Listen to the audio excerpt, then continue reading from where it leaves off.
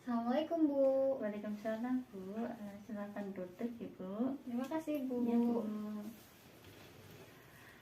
Baik, perkenalkan saya Bidani Abdwi yang bertugas pada si pagi hari ini. Sebelumnya ada yang saya bantu Ibu. Begini Bu, saya ingin menanyakan mengenai rencana persalinan seperti itu Ibu. Saya masih bingung Bu. Baik Ibu, nanti sebelum saya cuci tangan dan menjaga privasi, saya akan menjelaskan tentang pentingnya persalinan itu apa saja ya Ibu. Ibu. Baik Bu, saya izin menjaga privasi dan mencuci tangan ya Bu. Iya Bu, silahkan. Untuk privasi kita.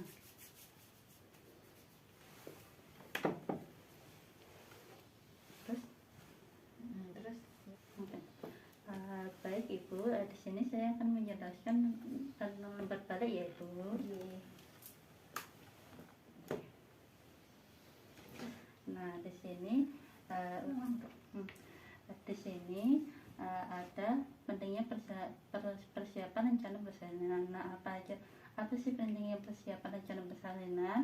Mempersiapkan rencana kelahiran termasuk mengidentifikasi penolong dan tempat bersalin. Seperti Ibu sudah menentukan tempat bersalinnya di mana. Terus yang kedua, keperluan yang perlu dibawa selama bersalin. Nah, apa saja sih persalinan yang harus dibawa di saat Ibu bersalin gitu ya Bu. Yang ketiga, perencanaan tabungan untuk mempersiapkan biaya persalinan. Nah Ibu saat persalinan harus sudah mempunyai tabungan seperti Ibu ya, saat gawat darurat nanti biar agar tidak bingung gitu Bu. Terus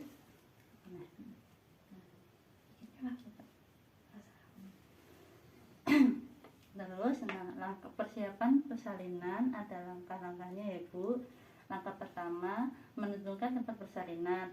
Nah saat ini Ibu dan keluarga sudah harus menentukan di mana akan melahirkan, sehingga sudah jelas tanda-tanda persalinan maka langsung berangkat karena tujuannya sudah jelas. Nah Ibu tujuannya di mana ya Ibu? Saya ingin ke tempat bidan aja Bu. Baik ya Bu, jadi ini tujuannya sudah jelas di tempat bidan ya Ibu. Ya. Terus yang kedua, memilih tenaga kesehatan pelatih.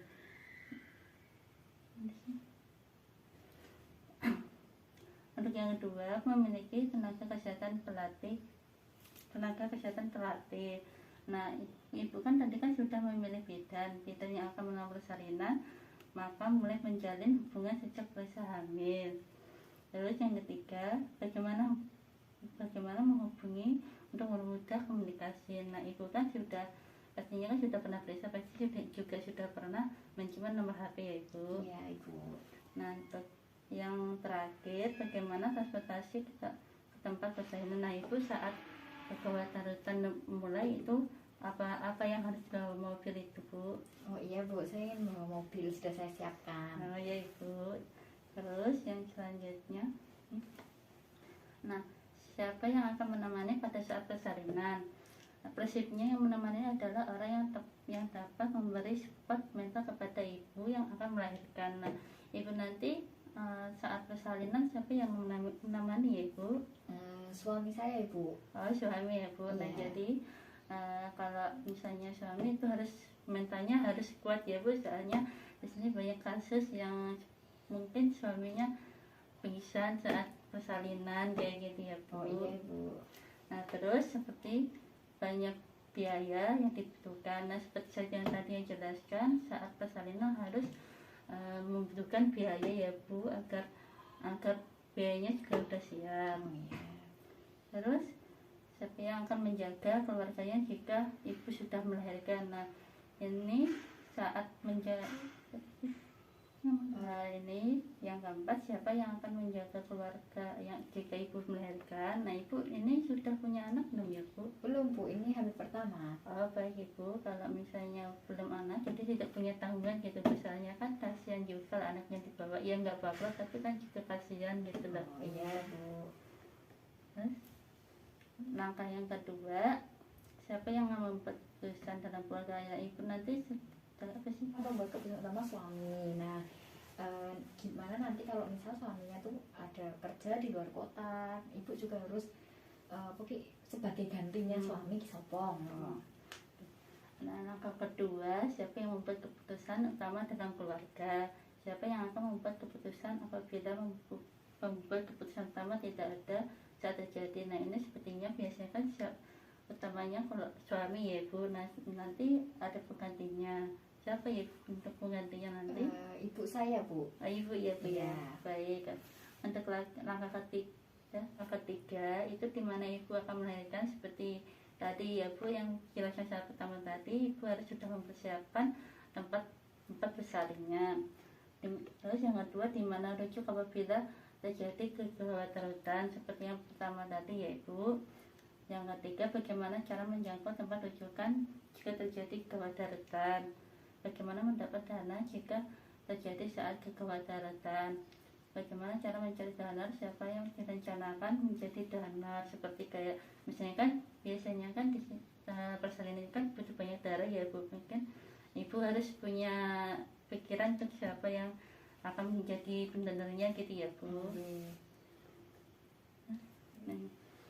Nah, ini untuk langkah keempat, membuat rencana dan pola menabung. Nah, ibu berupaya mendiskusikan dengan ibu dan keluarga untuk menyiapkan dana jika terjadi kekhawatiran seperti kayak BPJS, terus kayak jam bersal ya Bu ya. Jam bersal ya.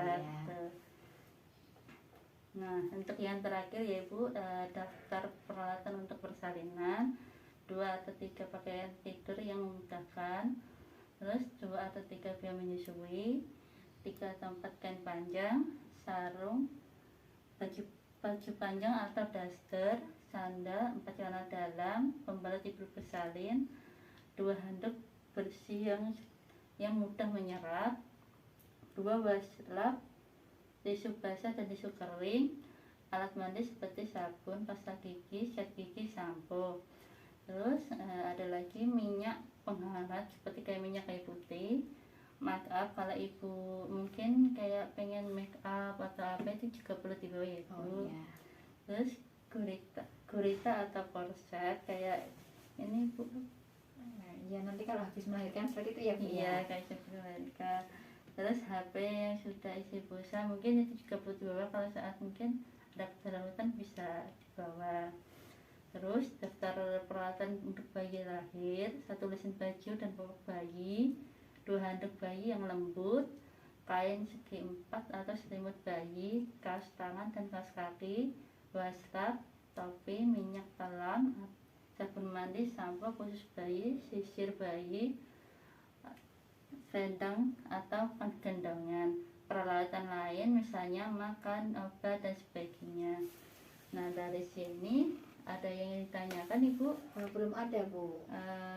Dari penjelasan tadi, apakah Ibu sudah paham? Sudah paham Bu. Baik, sebelumnya saya ingin izin mengevaluasi ya Bu, apa saja sih persiapan persalinan tadi? Seperti transportasi, biaya, orang yang akan menemani ketika persalinan, terus kalau siapa yang akan menjaga ketika ibu sedang melahirkan, seperti itu Bu. Baik, saya rasa Ibu sudah cukup di sini ya Ibu. Kalau begitu, saya izin pamit terlebih dahulu. Jika ada apa-apa silahkan hubungi lagi ya Bu. Baik Ibu, terima kasih ya Bu. Ya Bu.